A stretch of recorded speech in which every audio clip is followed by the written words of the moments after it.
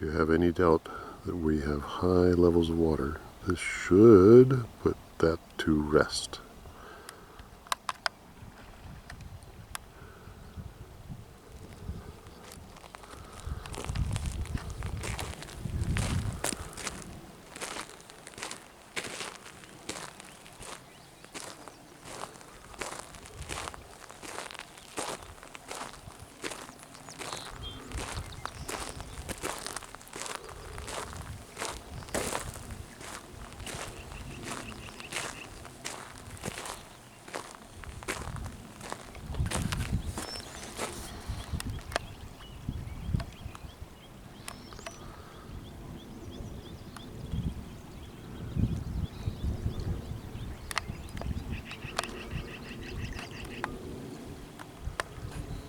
That's not supposed to be standing in water.